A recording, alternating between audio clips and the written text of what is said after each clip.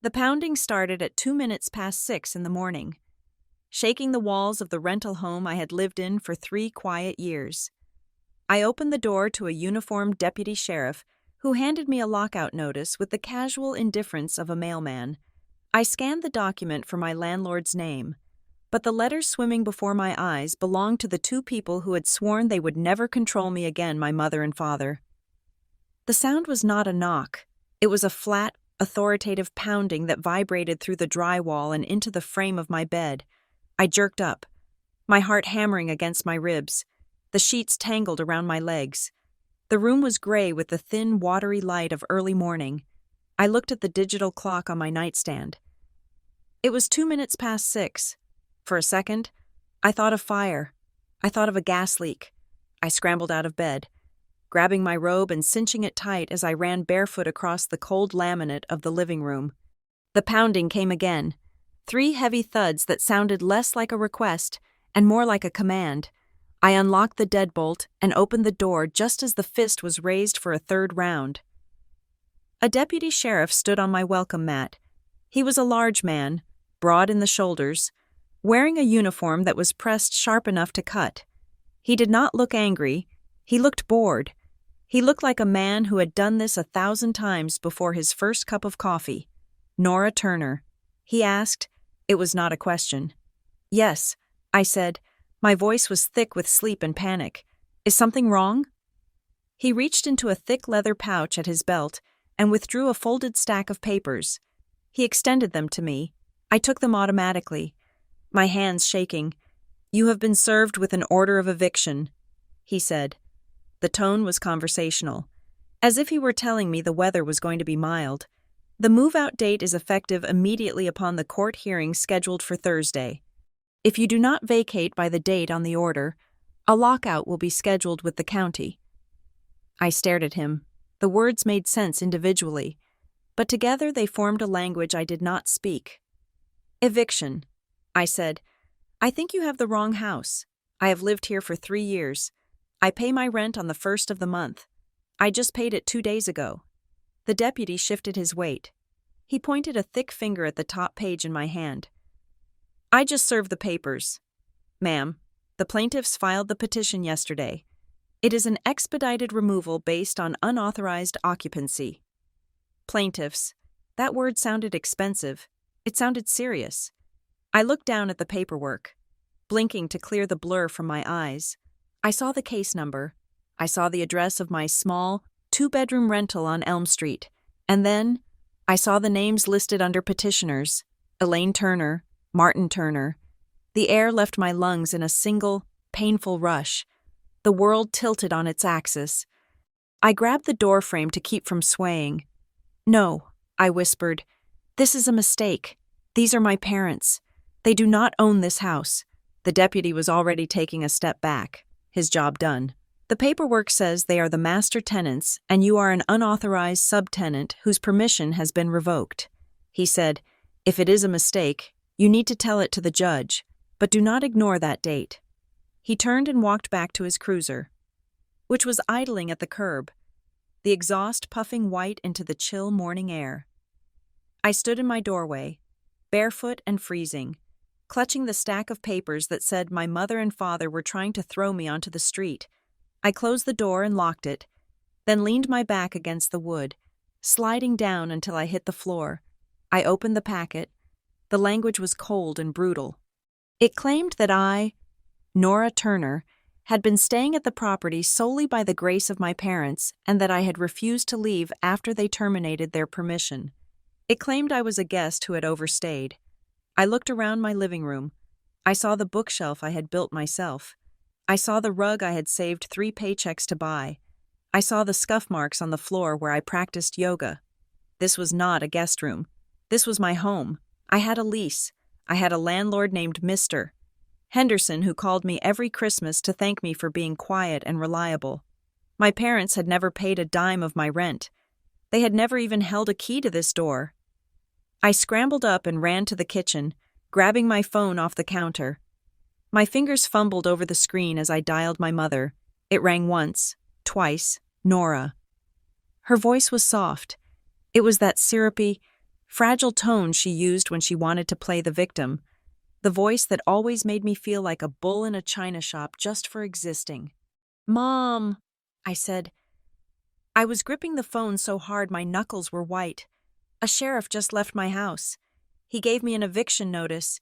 It says you and Dad filed it." There was a pause, a heavy silence where I could hear the faint hum of their refrigerator in the background. "Oh, Nora," she said, sighing. "I told your father this would be upsetting for you." "Upsetting?" I shouted. "Mom, it is an eviction." "Why is there an eviction notice with your names on it? You do not own my house. Honey, please lower your voice," she said. "You sound hysterical." "I am not hysterical," I said, forcing myself to whisper, though the rage was boiling in my throat. "I am terrified. What is going on? It is just a misunderstanding," she said. "The situation with your rental. We heard it was not safe. We heard things. Your father and I just want to protect you. We had to file the paperwork to make sure you were legally covered to come home." "Come home," I repeated. "Yes," she said. "Just for a while. Just until we can sort this out. We have your old room ready. You know we would never interfere unless it was an emergency. We just want you safe under our roof." The trap snapped shut in my mind. It was the same logic they had used when I was 20. The same logic they used when I wanted to go to grad school in another state. "The world is dangerous. You are not capable. Come home where we can watch you." "I am 33 years old." I said. "I have a lease. I am not coming home." "Nora." "Do not be difficult," she said, and the syrup was gone, replaced by a razor edge of warning. "If you fight this, it will just get ugly. Just pack a bag. We will be there to help you move the big things later." I hung up. I could not listen to another word without screaming. And I knew if I screamed, she would win. She would tell my father I was unstable. She would tell the neighbors I was having an episode. I needed proof. I ran to the filing cabinet in the corner of the living room. I am organized. I am a steady person. I keep records. I pulled out the file marked housing. There it was, my lease. Signed 3 years ago. The signature at the bottom was mine. And the signature next to it was Arthur Henderson. I grabbed the most recent rent receipt. It was digital, printed out from my email, paid in full. I looked at the eviction papers again. They looked authentic. They had a court stamp. They had a case number. But the premise was a lie. I picked up my phone and scrolled to Mr. Henderson's contact. I needed him to tell the court that my parents were lying. I needed him to say that he owned the building and I was his tenant. I pressed call. The line clicked. Then a mechanical voice spoke. "The number you have reached is no longer in service. Please check the number and try again." I pulled the phone away and stared at it. Mr. Henderson had that number for 20 years. I tried again. Same message. A cold prickle of sweat broke out on the back of my neck. I opened my email and searched for his name. The last email I had from him was 6 months ago, asking about a leaky faucet. I typed a frantic message. Subject urgent. Eviction notice. "Mr. Henderson, please call me immediately. My parents have filed false paperwork claiming they control the apartment. I need to speak with you." I hit send. Then I waited. 1 minute, 2 minutes. I could not wait. I needed to go to the source. I ran into the bedroom and threw on a pair of jeans and a sweater. I didn't bother with makeup. I barely brushed my hair. I grabbed my purse, the lease, and the eviction papers, and marched out to my car. The morning commute in Briar Glen was just starting. The streets were gray and damp. I drove too fast, gripping the wheel until my hands ached. The property management office listed on my original lease was in a strip mall on the south side of town. It was a small operation called Henderson Properties. When I pulled into the parking lot, I slammed on the brakes. The sign above the door did not say Henderson Properties. It was a sleek, modern sign in blue and silver, Apex Asset Management. I got out of the car, the wind whipping my hair across my face. I walked to the glass door. The hours were listed as 9 to 5, but I saw someone moving inside. I knocked hard. A woman looked up from the front desk. She looked annoyed. She came to the door and pointed at the sign. mouthing, "We open at 9. I held up the eviction papers against the glass. I shouted through the door, "I am a tenant. I have an emergency." She hesitated, then unlocked the door and opened it a crack. "Ma'am, we are not open yet," she said. I pushed the door open gently but firmly and stepped inside. The office smelled of fresh paint and new carpet. The cozy, cluttered desk where Mr. Henderson used to sit was gone, replaced by a high counter that looked like a barricade. "Where is Mr. Henderson?" I asked. The woman retreated behind the counter. She was young, wearing a headset around her neck. "Mr. Henderson sold the portfolio," she said. "Apex Management took over operations yesterday. The timeline made my stomach turn. I live at 402 Elm Street." I said, "I just got an eviction notice. It says my parents are the petitioners.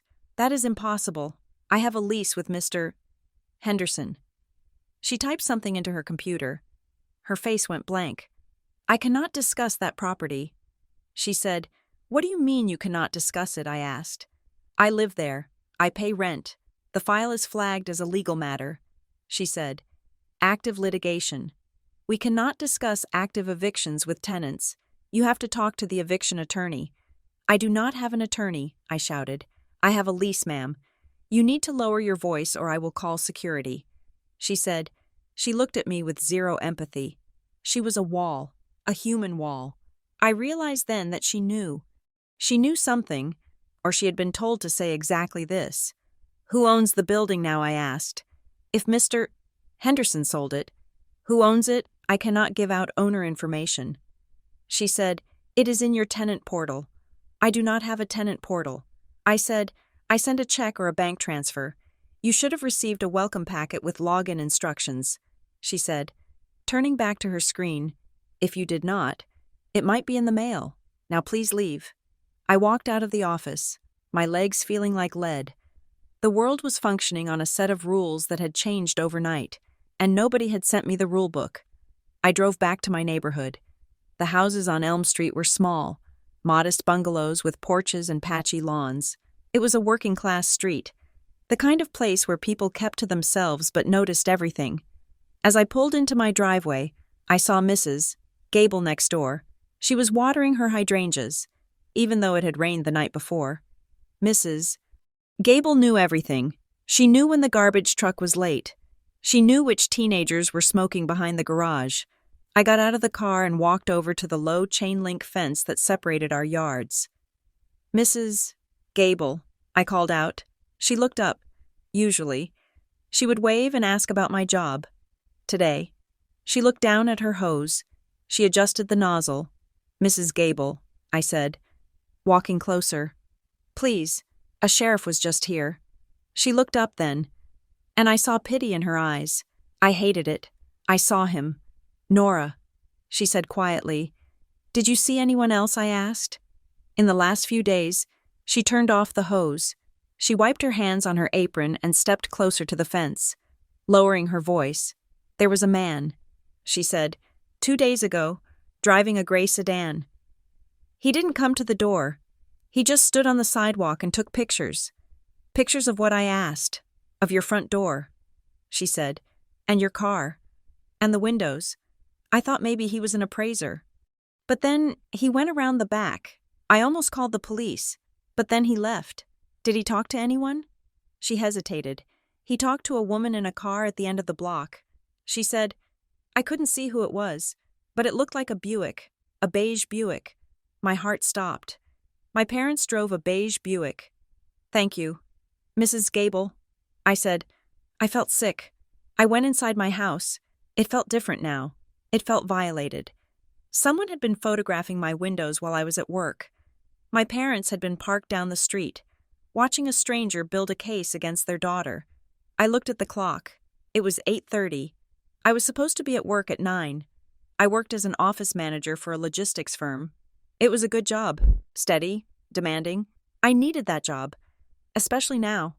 I showered in 3 minutes, dressed in my work clothes, and forced down a piece of dry toast that tasted like sawdust.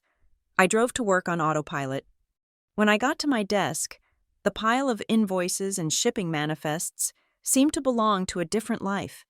I tried to focus, I tried to input data into the spreadsheet, but every time the phone rang, I jumped. At 10 o'clock, my phone buzzed with a notification from my bank app. I looked at the screen. Transaction alert, returned payment, amount $1,200, reason account, closed/invalid. I stared at the numbers. That was my rent payment. I had sent it 3 days ago to the account Mr. Henderson had always used. It had bounced back. That meant I hadn't paid rent. That meant they could argue I was delinquent. I felt a wave of dizziness. I stood up, knocking my chair back. Nora. My boss, David, was standing in the doorway of his office. He looked concerned, but also irritated. "You have been staring at that screen for an hour without typing a single thing." He said, "Is everything okay? I have a housing emergency." I said, "I need to go." David sighed. He crossed his arms. "Nora, we have the quarterly audit next week," he said. "I need you here. You have been distracted all morning. If you leave now, it is going to be a problem." I looked at him. I liked David. He was fair, but he didn't understand that the ground was crumbling beneath me. "David," I said, my voice trembling, "if I do not leave now, I might not have a home to come back to tonight." He looked at my face, really looked at it, and saw the desperation. "Go," he said, "but fix it. Nora, we need you focused." I grabbed my purse and ran. I did not go home. I went to the county courthouse. The building was a fortress of limestone and indifference. I went through the metal detectors, my keys jangling in the plastic tray. I found the clerk's office for the civil division. The line was long. I waited for 40 minutes, watching the clock on the wall tick away my life. When I finally reached the window, the clerk was a woman with tired eyes and a name tag that read, Brenda. "I need to see a case file," I said. I gave her the number from the eviction papers. She typed it in. She frowned. "This was just filed yesterday." She said, "It is already on the docket for Thursday." "That is fast." "Can I see the filing?" I asked. She printed out a few pages and slid them under the glass. I flipped past the cover sheet. I found the notice of termination. In our state, a landlord or whoever claims to be the landlord has to give notice before filing for eviction. The document was dated 2 weeks ago. It claimed that notice was served to me in person. I had never seen this piece of paper in my life, and there, at the bottom, was the signature, Martin Turner. It was shaky. It was pressed hard into the paper. The pen strokes thick. It was the same signature that had signed my report cards, the same signature that had signed the check for my first car. He had signed a legal document swearing he had told me to leave 2 weeks ago. He had lied to the court. He had committed perjury to get me back under his roof. I felt a cold, hard stone form in the pit of my stomach. This wasn't protection. This was an ambush. I took a picture of the document with my phone. "Do you want copies?" Brenda asked. "It is 50 cents a page." "No," I said. "I have seen enough." I walked out of the courthouse into the bright, blinding noon sun. My hands were not shaking anymore. The shock had burned off, leaving behind a pure, crystalline anger. I got into my car and turned the key. I did not drive back to Briar Glen. I drove toward the suburbs, toward the manicured lawns and wide streets of Oak Creek, where my parents lived. The drive took 20 minutes. I spent every second of it rehearsing what I would say. I would scream. I would threaten to call the police. I would tell them they were dead to me. I turned onto their street. It looked exactly the same as it had when I was a child. The oak trees were taller. The fences were whiter. It was a picture of safety. I pulled into the driveway of the yellow house with the white shutters, my parents' house. The garage door was open. I put the car in park and stepped out. The silence of the neighborhood was heavy. A bird chirped somewhere. I walked up the driveway. My father's car was parked on the street, leaving the garage empty. Except it wasn't empty. Stacked against the back wall were moving blankets. Dozens of them. Thick, blue, quilted pads used for protecting furniture. Next to them were stacks of cardboard boxes, flattened and taped, ready to be assembled. There were enough boxes to pack up a 2-bedroom house. They hadn't just filed the eviction yesterday. They had bought the supplies to move me out days ago. They were not waiting for a court order. They were not waiting for a conversation. They were assuming total victory. I stood there, staring at the moving blankets, and realized with a terrifying clarity that my parents did not see me as a person. They saw me as a loose end that needed to be tied up, and they were ready to drag me back into this house, kicking and screaming, and call it love. I heard the front door of the house open behind me, Nora. My father's voice called out. It sounded hesitant, but also relieved. "You're home." I turned around slowly to face him. He was standing on the porch, wearing his cardigan, looking for all the world like a gentle, concerned father. But I looked at his hands, and I remembered the signature on the court document. "I am not home," I said, and for the first time in my life, I truly meant it. I stood at the edge of the driveway, the engine of my car ticking as it cooled, staring at my father. He stood on the porch of the house where I had learned to walk, looking at me with an expression that was terrifyingly benign. He did not look like a man who had just perjured himself in court. He looked like a man expecting a hug. "Come inside." "Nora," he said, "it is cold out here." I felt a vibration in my chest, a physical hum of rage that was so intense it made my vision sharpen. The leaves on the oak tree looked like cut glass. The cracks in the pavement looked like canyons. I walked up the steps. I did not hug him. I walked past him, smelling the familiar scent of his Old Spice and sawdust. A smell that used to mean safety and now smelled like a trap. Inside, the house was warm. The television was on in the den, playing a low-volume daytime talk show. My mother, Elaine, was sitting at the kitchen table. She had a cup of tea in front of her. When she saw me, her face crumpled into a mask of relieved martyrdom. "Oh, thank God." She said, "Martin, she is here. I told you she would come." I stood in the archway of the kitchen. I felt like a stranger. I felt like an intruder in a museum dedicated to a version of myself that no longer existed. I went to the courthouse. I said, my voice was low, steady, and unrecognizable to my own ears. I saw the file.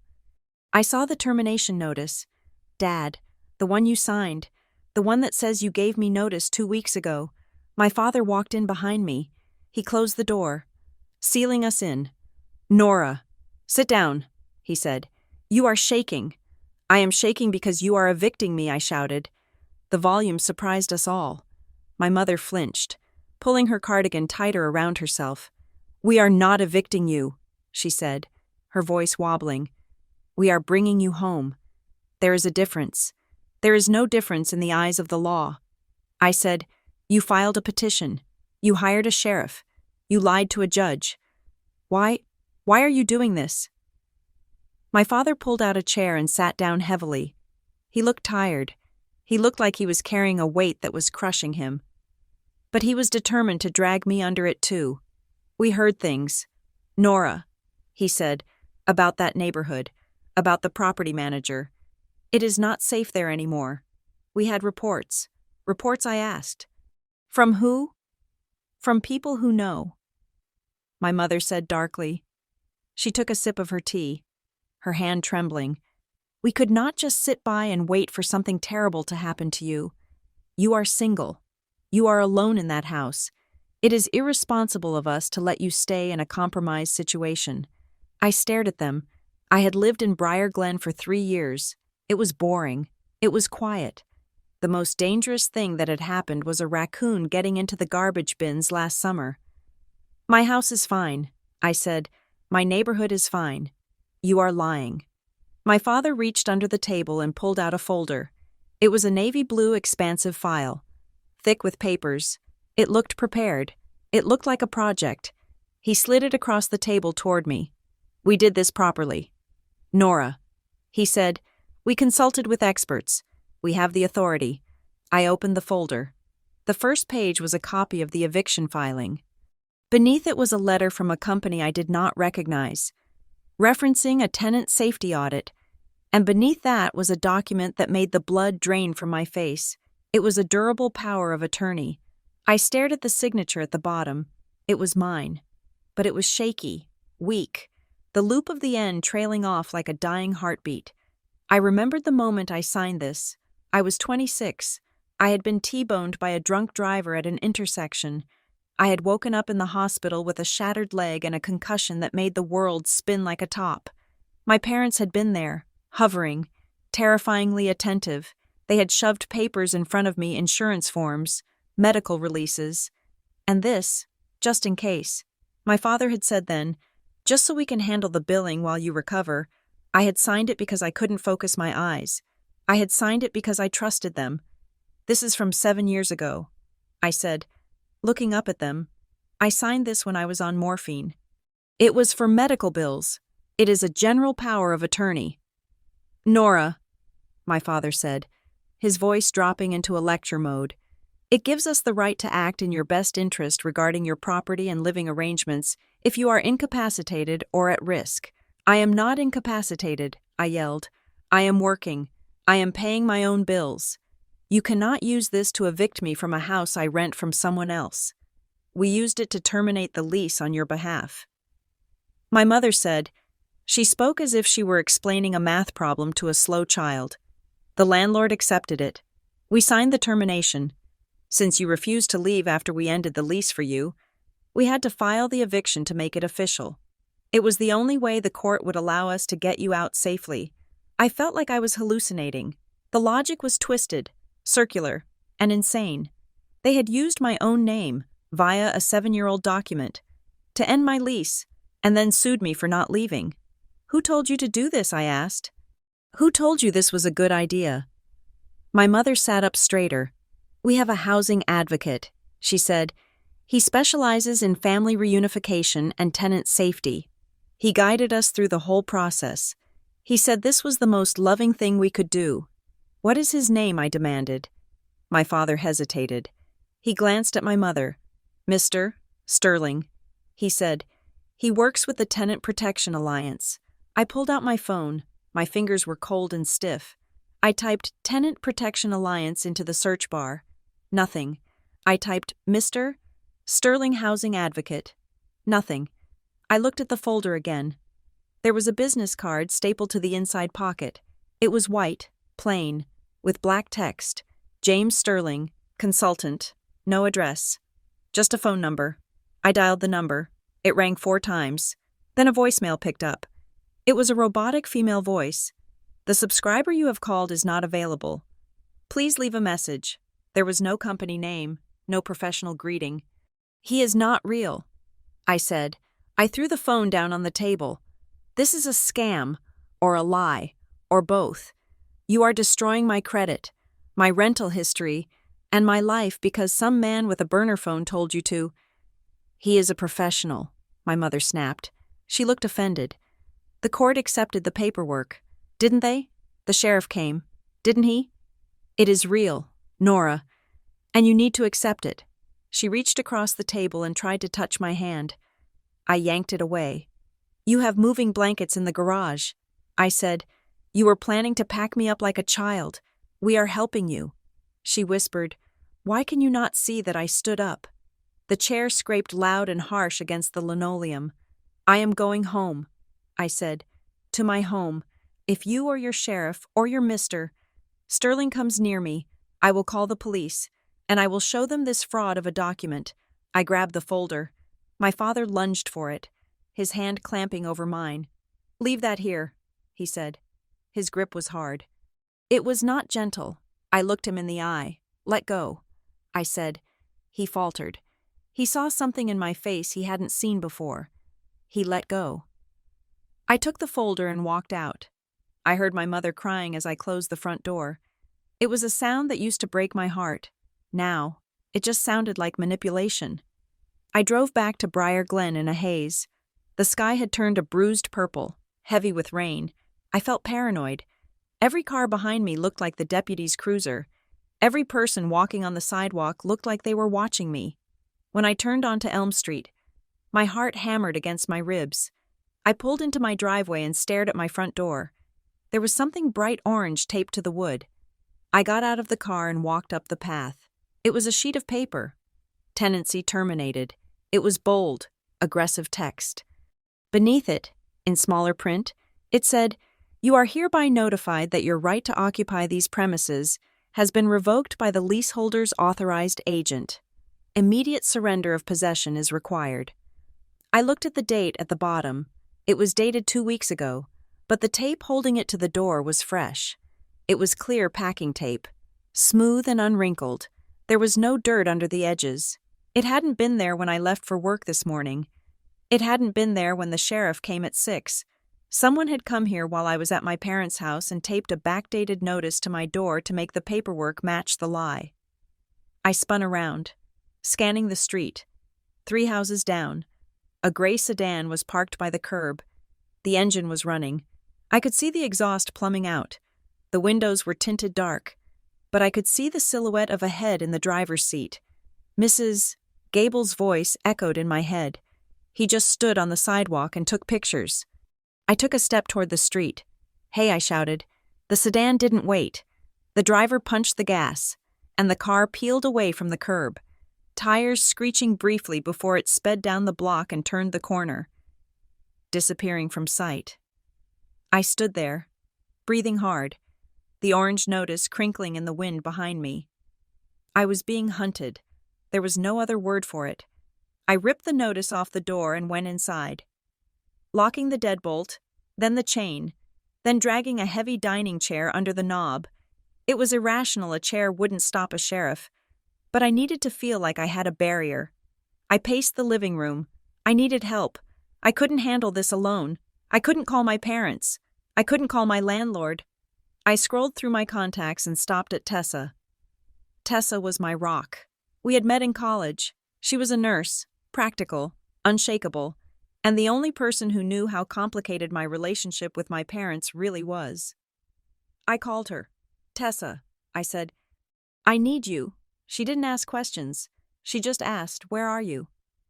An hour later, we were sitting on my floor, drinking cheap wine out of mugs because my hands were shaking too much for stemware.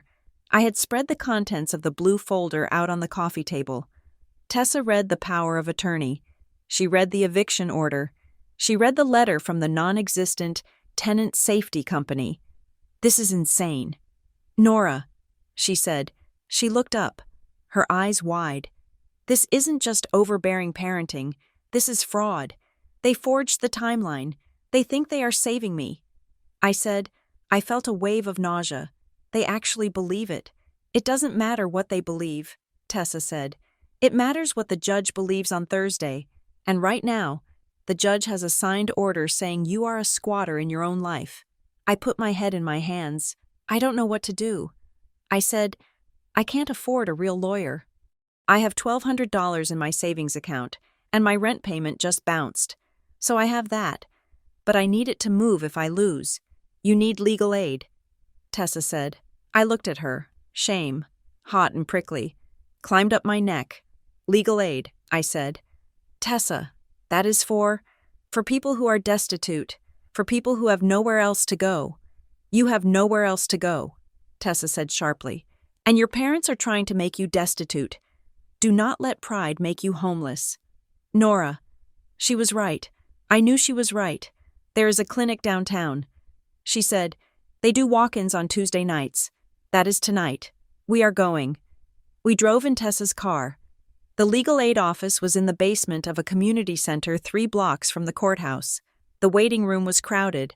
There were mothers with crying babies, old men clutching plastic bags of papers, teenagers looking terrified.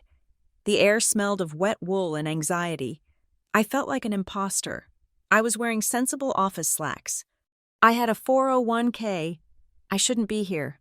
But then I touched the folder in my bag, and I remembered the gray sedan, and I knew I was exactly where I belonged. We waited for 2 hours. Finally, a young woman with a messy bun and a lanyard called my name, Nora Turner. I stood up. "I am Maya Klein." She said, "Come back." Her office was a cubicle barely large enough for 2 chairs. Her desk was buried under stacks of files that leaned precariously like towers. She looked exhausted, but her eyes were sharp, intelligent, and scanning me like a barcode reader. "Tell me quickly," she said. "We have 20 minutes. I laid it out. The sheriff, the parents, the power of attorney, the missing landlord. Maya listened without interrupting. She took the folder from me and started flipping through the documents. Her speed was incredible. She wasn't reading every word. She was hunting for patterns. She stopped at the eviction petition. She frowned. She flipped to the affidavit of service. She scoffed. She pulled out the tenant authorization my parents had signed. "Okay," she said, leaning back. "This is a mess, but it is a very specific kind of mess." "What does that mean?" I asked. "First of all," she said, pointing a pen at the service document, "this says you were served the notice of petition by personal delivery 3 days ago at 4 p.m. Were you home then?" "No," I said. "I was at work. I have time cards to prove it." "Good," she said. "That is a traverse hearing right there. Improper service. But that is the least of your problems. Look at this." She tapped the signature on the affidavit from the landlord. It was a squiggle, totally illegible. "Who is the landlord of record?" she asked. "Arthur Henderson," I said. "But the office is now Apex Asset Management." Maya typed Apex Asset Management into her computer. She narrowed her eyes. "Apex doesn't own the deed to 402 Elm," she said. "The deed was transferred last month to a holding company called Blue Spruce Ventures, LLC. "Blue Spruce?" I asked. "I have never heard of them." "Exactly," Maya said. "If Apex is managing it, they need an agency agreement to sue. It is not in the file. And your parents? They are listed as prime tenants. Do you have a sublease agreement with them?" "No," I said. "I have never had an agreement with them." "Then they have no standing to sue you," Maya said, "even with that power of attorney, which by the way is likely revocable and being misused. You cannot use a POA to sue the principal. That is a conflict of interest. You can't sue yourself." "So I win?" I asked. A flicker of hope lit up in my chest. Maya looked at me, and the hope died. Her expression was grim. "No," she said. "In a perfect world, you would win. In a law school exam, you would win. But this is eviction court. It is a factory. The judges have 3 minutes per case. They look for the stamp, the signature, and the date. Your parents have a file that looks perfect on the surface. They have a lawyer's gloss on this." She tapped the folder. "This wasn't done by 2 worried parents," she said. "This was assembled. The language here, unjustified detainer. Licensee revocation. This is boilerplate predatory legalese. Someone built this weapon for them and put it in their hands." "Who?" I asked. "I don't know yet," Maya said. "But look at this affidavit. It says the property is exempt from rent stabilization due to substantial rehabilitation." "Was your house renovated recently?" "No," I said. "It has the same carpet from the 90s. Maya nodded. "They are checking boxes to bypass tenant protections," she said. "This is a sophisticated eviction disguised as a family dispute." She looked at me. "Nora, listen to me. The court moves fast. If we go in there on Thursday and just say, 'They are lying,' you will lose. We need hard proof. We need to prove the service was faked. We need to prove the ownership is murky. And we need to break that power of attorney." She handed the folder back to me. "I will take the case," she said. "But you need to know the system is designed to process property, not justice. We are fighting uphill." I nodded. I felt cold. "Thank you," I said. I walked out of the community center feeling lighter and heavier at the same time. I had an ally. But I also knew the size of the monster I was fighting. Tessa drove me back to my car. She offered to let me sleep at her place, but I refused. "I need to be there." I said, "If I leave, they might change the locks while I'm gone." I drove home. I parked in the driveway. I checked the street. The gray sedan was gone. I went inside and double-checked the chair against the door. I sat on my couch in the dark, watching the streetlights cast long, skeletal shadows across the floor. My phone buzzed. It was an email notification. I ignored it. Then I saw the subject line flash on the screen. "Regarding your rent payment." I snatched the phone up. It wasn't from Mr. Henderson. It wasn't from Apex. It wasn't from my parents. It was from an address like admin-support-rent-portal-secure-77.com. I opened it. It had ended up in my spam folder. Dear resident, we noticed a returned payment on your account due to our ongoing system migration. Please be advised that your building is transitioning to a new owner portal. Do not attempt to resend payment to the previous routing number. As it has been disabled, you will receive new login credentials shortly. Thank you for your patience during this transition. Sincerely, the management team. I stared at the screen. It was perfect. It explained why my rent bounced. It explained why Mr. Henderson's number was dead, but it felt wrong. The timing. It arrived at 10 p.m. on the day I got evicted, and Rent Portal Secure 77. That didn't sound like a company. That sounded like a phishing scam. I looked at the header information. I am an office manager. I know how to read email headers. The sender IP address was not corporate. It was local, and then I saw it. The timestamp was 2 minutes after I had searched for Blue Spruce Ventures on my phone in the car while waiting for Tessa. I hadn't searched that on my phone. Maya had searched it on her computer, but I had my phone on the desk. Or maybe it was a coincidence. No. I looked at the email again. Do not attempt to resend payment. They wanted me in default. They wanted the record to show I hadn't paid. This wasn't just about getting me out physically. It was about destroying my financial claim to the home. My parents wanted me home, but someone else, Blue Spruce, Apex, the advocate, wanted the house empty, and my parents were the perfect Trojan horse. I realized then that my mother and father were not the villains of this story. They were the weapons. Someone was holding the handle, and I was the target. I saved the email. I took a screenshot. I wasn't going to sleep tonight. I was going to follow the money. I opened my laptop and started typing. If they wanted a war of paperwork, I was going to give them one. I would find out who Blue Spruce Ventures really was, even if I had to dig until my fingers bled. The next morning, the legal aid office felt less like a sanctuary and more like a war room. Maya Klein did not sit.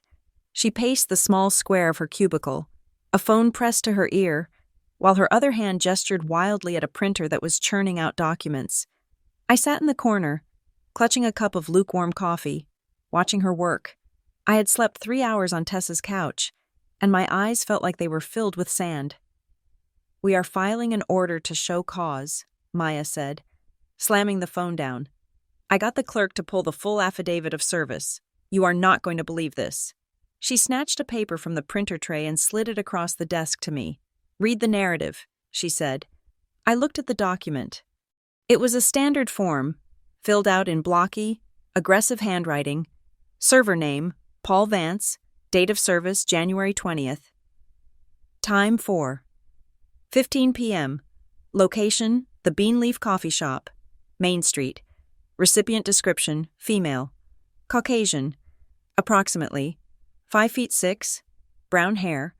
Recipient accepted documents and verbally acknowledged identity. I stared at the words.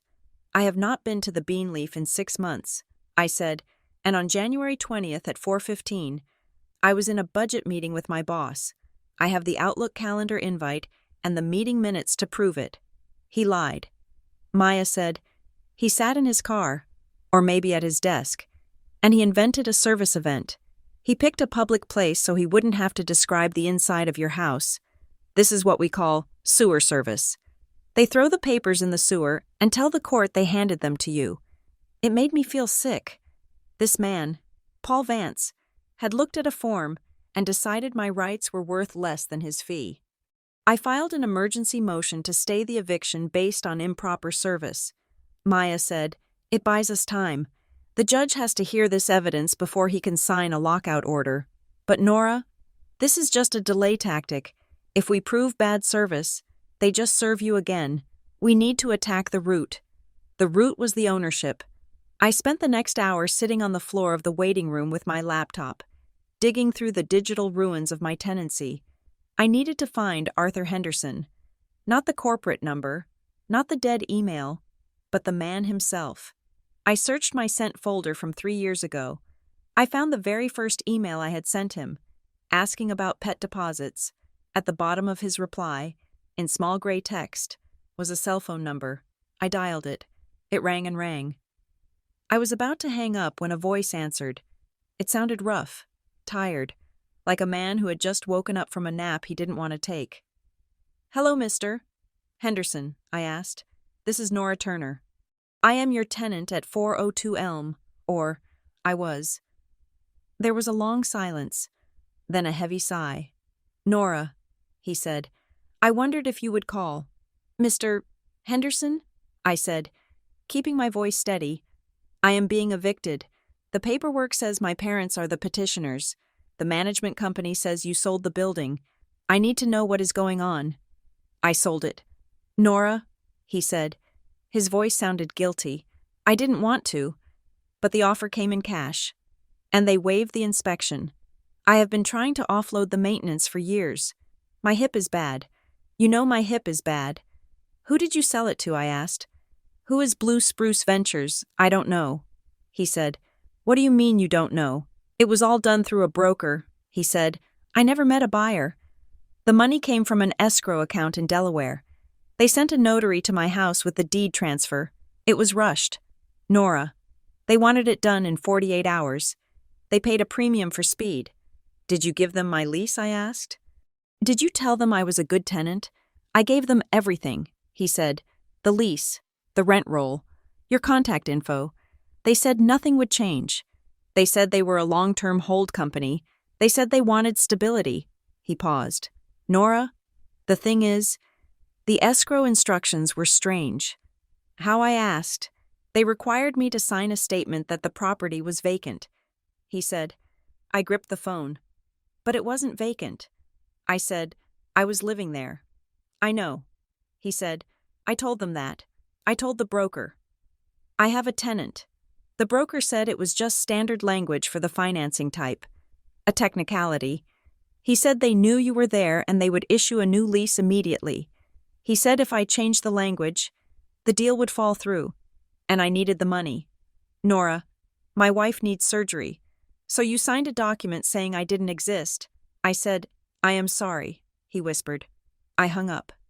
I didn't have the energy to forgive him, and I didn't have the cruelty to yell at him. He was just another cog. I went back into Maya's office. Henderson signed a vacancy affidavit to close the deal. I said, "That is why they are evicting me as a squatter. If they admit I have a lease. They committed mortgage fraud by buying a vacant property with a tenant in place. They need me gone to make the paperwork match the loan." Maya nodded slowly. She was typing furiously. "That tracks," she said. "And look at this." She turned her monitor toward me. I pulled the corporate registration for Blue Spruce Ventures, LLC. She said, "It is a Delaware entity, which means the members are anonymous, but they had to register as a foreign LLC to do business here in the state, and they listed a mailing address." She pointed to the screen. 1400 West Industrial Parkway, Suite 304. "I know that building." I said, "It is the UPS store next to the highway?" "Exactly," she said. "Suite 304 is a mailbox." A literal metal box, but look at the registered agent service. It is a company called Swift Filings. And look who else Swift Filings represents. She clicked a tab. A list of companies appeared. Hundreds of them, but one caught my eye. Sterling Housing Solutions, the housing advocate my parents used. I said, "Mr. Sterling, it is a closed loop." Maya said, "The same people who own the shell company are the ones who advised your parents to evict you. Your parents didn't hire a consultant. Nora, they walked into a trap and brought you with them. I needed to talk to them. I needed to see if they knew. I called my mother. She answered on the first ring, her voice breathless. Nora, are you coming home?" "Mom," I said, "I am not coming home. I have a question, and I need you to tell me the truth. I always tell you the truth." She said, "Who is Blue Spruce Ventures?" I asked. There was a pause, a hesitation that lasted 2 seconds too long. "They are friends," she said. "Friends of the family." "What friends?" I asked. "What is their name?" "It is an investment group," she said, her voice becoming vague. "Your father knows them. They specialize in distressed properties. They bought the house to secure it, to make sure you wouldn't be thrown out by a stranger. Mom, I said, they are the ones evicting me. They are the ones who told you to file the papers. No, she said, Mr. Sterling said the filing was just a formality. To trigger the insurance, or something legal.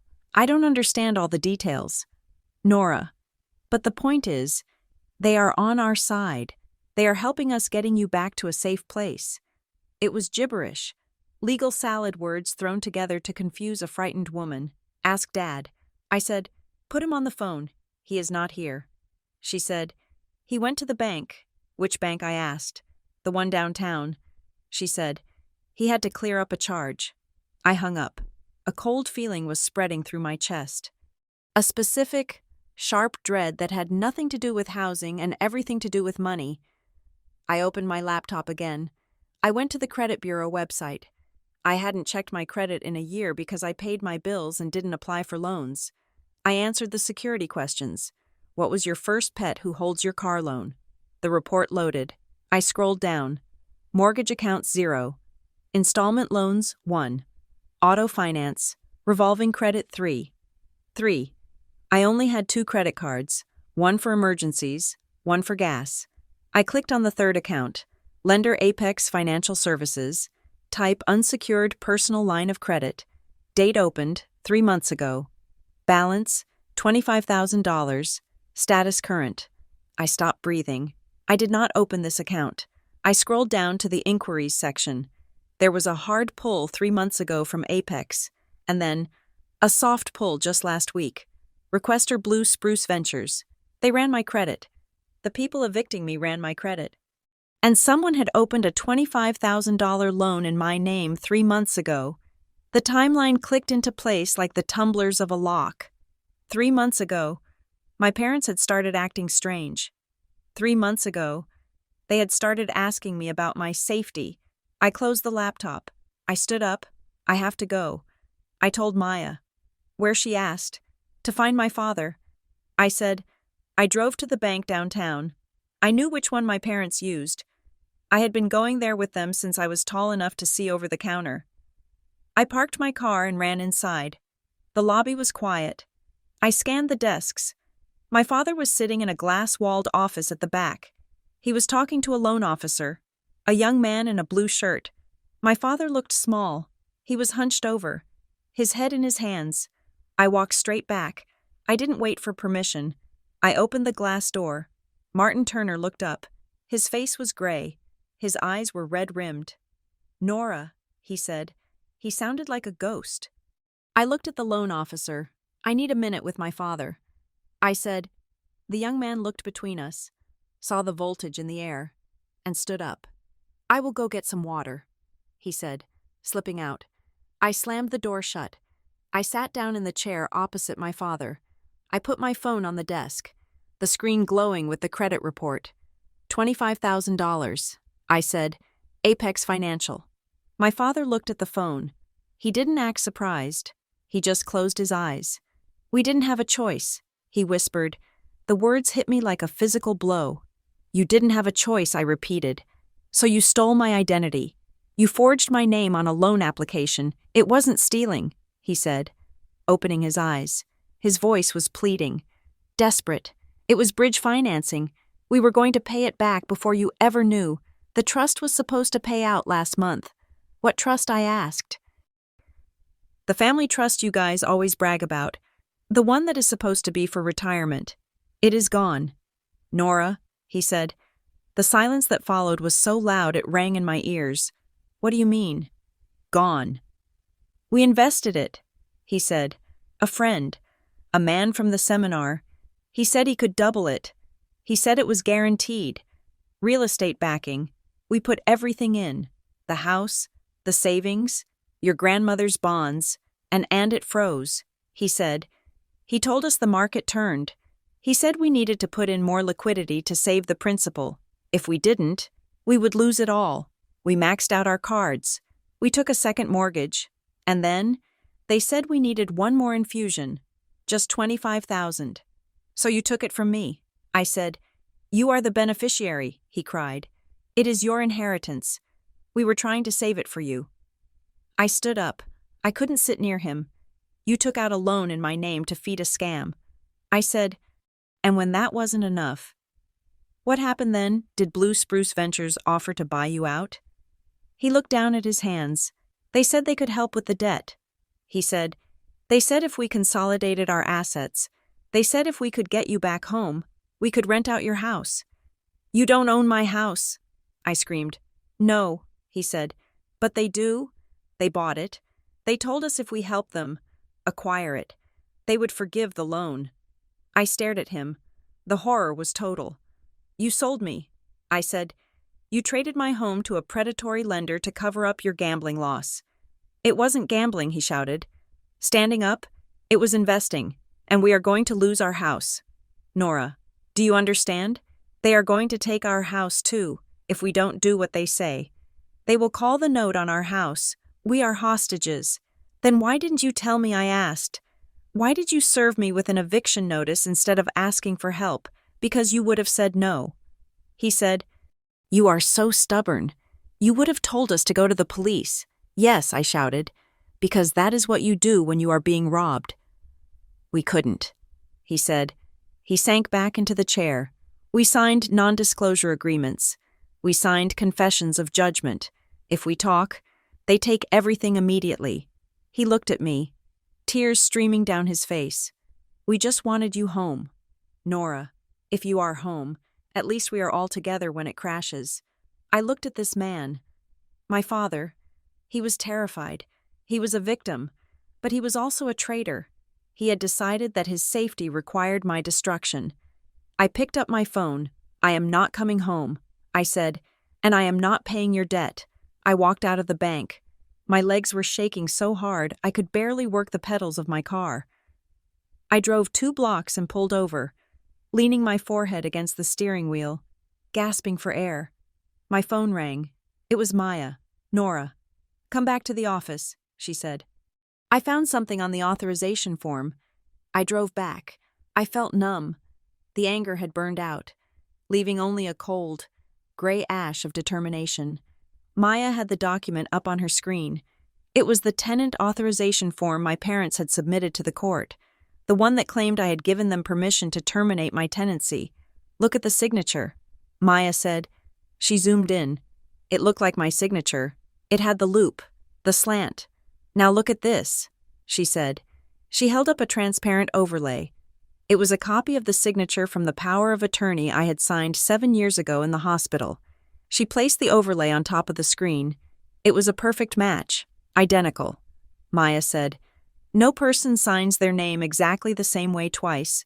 The spacing, the pressure, the microscopic tremors, they always vary. This is a trace. She looked at me. They didn't just forge it. Nora. They traced it from the medical form. I stared at the screen, and then a memory hit me. A small, stupid memory from 3 years ago. I was visiting my parents. I had brought a notebook with me, an old spiral-bound one I used for journaling. I had left it on the kitchen table. My mother had picked it up. Oh, this is nice paper, she had said. Can I borrow a page? I need to write down a recipe from the TV. I had said sure. She hadn't torn the page out. She had taken the whole notebook into the other room. I remembered thinking it was weird. I remembered feeling a little violated, wondering if she was reading my diary entries, but I had brushed it off. Now I knew. She hadn't been copying a recipe. She had been practicing, or scanning. She had been harvesting my handwriting. They have been planning to use me for a long time, I said softly. Maybe not for this specific eviction, but they kept my signature in their pocket like a spare key, just in case. Maya looked at me with deep sorrow. Nora, this is criminal fraud, she said. We can use this. We can blow the case wide open, but you have to be willing to accuse them. In open court, you have to say, my parents forged this. I looked at the signature. It looked like a shackle. Do it, I said. That evening, I didn't go home. I went to a storage unit facility on the edge of town. Tessa met me there with her SUV. We drove to my house in convoy. We worked fast. We didn't pack everything. We packed the things that mattered. My grandmother's quilt, my laptop, the box of photos, my winter coat. I felt like a thief in my own life. I was stealing my existence back from a house that was rejecting me. Tessa didn't say much. She just handed me tape and boxes. When we were done, the house looked strange. It wasn't empty, but it was hollowed out. The furniture was still there. I couldn't move the couch or the bed, but the soul of the place was in the back of Tessa's car. "You can stay with me as long as you need," Tessa said, hugging me in the driveway. "I know," I said, "but I am not sleeping tonight. I have to prepare for the hearing." I went back to my empty house. I sat on the floor of the living room, the router blinking in the corner. At 11:30 at night, my phone pinged. New email. Subject: confidential settlement proposal. Case 49201. I opened it. It was from a generic Gmail address. Legal settlement team. Ms. Turner. In the interest of avoiding further litigation and preserving family harmony, our client is authorized to offer a one-time relocation assistance payment of $2,000. Condition: you must vacate the premises within 72 hours and withdraw all opposition to the pending eviction petition. You must also sign a general release of liability for all parties, including petitioners and Blue Spruce Ventures. This offer expires at 8:00 a.m. tomorrow. I stared at the number. $2,000. It wasn't enough for a deposit on a new apartment. It wasn't enough to cover the moving costs. It was an insult. It was hush money priced for a desperate person, but the most telling part was the deadline. 72 hours. They were terrified. They knew Maya had filed the motion. They knew I had found the fraud. They knew the family harmony was a lie they could no longer hide behind. They wanted me gone before I could speak. I hit reply. I didn't write a paragraph. I didn't write a counteroffer. I wrote one sentence. "See you in court." I hit send. Then I laid down on the floor, wrapped in my coat because I had packed my blankets, and stared at the ceiling. I was terrified. I was heartbroken. But for the first time in my life, I wasn't wondering what my parents wanted me to do. I knew exactly what I was going to do. I was going to burn their house of cards down, even if I was standing inside it. I met Maya Klein at 7 in the morning, an hour before the court clerk's window opened. The coffee in my cup was black and bitter, mirroring the taste in my mouth since I had sent the refusal email the night before. "Do not regret it," Maya said, reading the printout of the settlement offer. $2,000 is not a settlement. It is bus fare out of town. The fact that they put a 72-hour clock on it tells me everything. They are afraid of discovery. "Discovery?" I asked. "The exchange of evidence," she said. "In eviction court, it is usually minimal. Landlords hand over the lease. Tenants hand over receipts. But we are going to ask for something specific.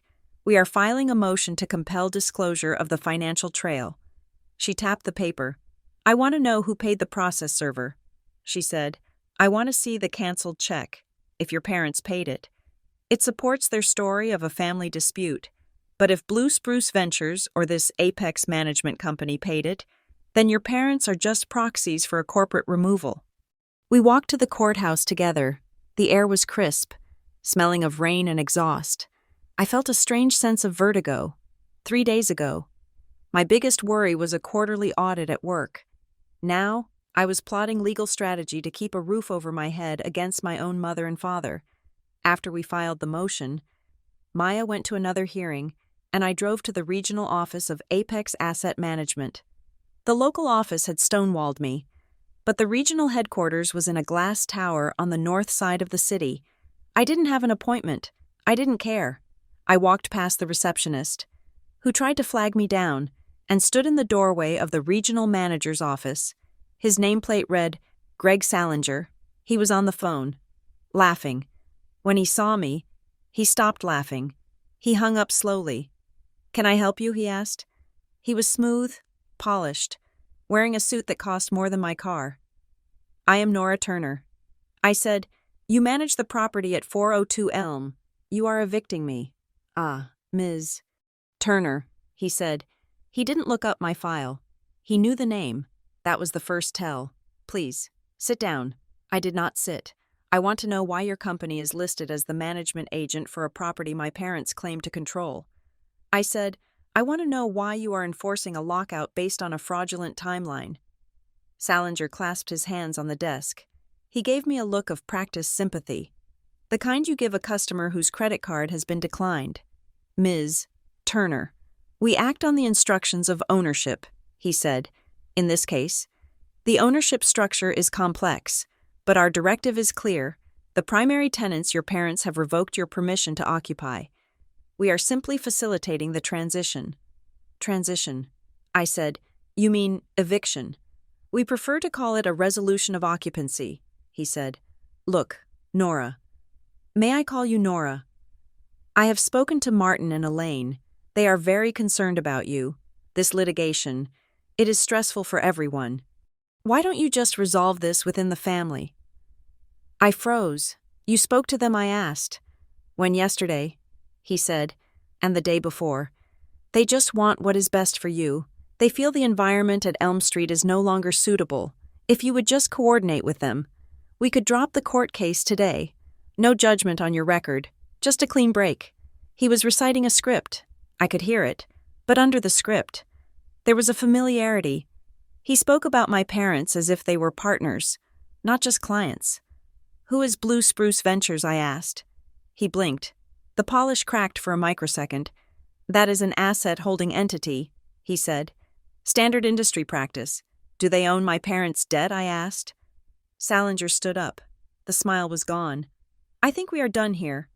Ms. Turner, he said, if you have legal questions, direct them to our counsel, but I strongly suggest you call your mother. She is worried sick about the lockout date. I walked out of the office, my heart thumping. He had said lockout date, not eviction hearing, lockout date. That was the final step. The day the sheriff comes to change the bolts. It hadn't even been scheduled yet. The judge hadn't ruled. I got into my car and called my mother. Hello? Her voice was tight, high-pitched. Mom, I said, I just left the Apex office. The manager, Greg, says hi. There was a silence on the line, a guilty, heavy silence. Oh, she said, you spoke to Mr. Salinger. Yes, I said, he seems to think the lockout date is already set. Well, she said, her voice rushing now, stumbling over the words. That is what Mr. Sterling told us. He said if you didn't accept the settlement, the sheriff would have to set a lockout date for next week. We were just trying to avoid that. Nora, we don't want you to have to go through the embarrassment of a sheriff coming back. I gripped the steering wheel. Mom, I said, the sheriff can't set a date until the judge orders it. The hearing is tomorrow. How does Mr. Sterling know the outcome of a hearing that hasn't happened yet? She stammered. He knows how these things work. She said, he is an expert. Nora, please, just come home. We made pot roast. We can talk about this calmly. I hung up. They were so sure. They were so absolutely certain I would lose that they were already planning the logistics of my removal. It wasn't confidence. It was foreknowledge. The fix was in. But to prove it, I needed to understand why my parents were so desperate. Salinger had mentioned the ownership structure. My father had mentioned the trust. I needed to see the paperwork my parents were hiding. I drove to their house. It was 2 p.m. I knew my father played bridge at the senior center on Tuesdays, and my mother had her hair appointment. The house would be empty. I still had my key. They hadn't changed their locks. Even as they tried to change mine, I let myself in. The house smelled of lemon pledge and pot roast, a scent that used to mean safety and now made my stomach turn. I walked into the kitchen. My parents were messy in a specific way. They kept surfaces clean, but they piled mail in the corner of the counter, a teetering stack of envelopes they intended to get to later. I started digging. Junk mail, catalogs, a utility bill. Then I found it, a window envelope from a bank I didn't recognize. Ocean View Servicing. It was already opened. I pulled out the letter. Notice of service transfer. Dear borrower, effective the 1st of last month, the servicing of your mortgage loan has been transferred from First National to Blue Spruce Capital Management. Your loan is currently 60 days past due. Failure to cure the default within 30 days may result in acceleration of the debt and foreclosure proceedings. My hands shook. Blue Spruce didn't just own my rental house. They owned my parents' mortgage. I dug deeper. I found a glossy brochure at the bottom of the stack. The Wealth Sovereignty Seminar, Protect Your Legacy.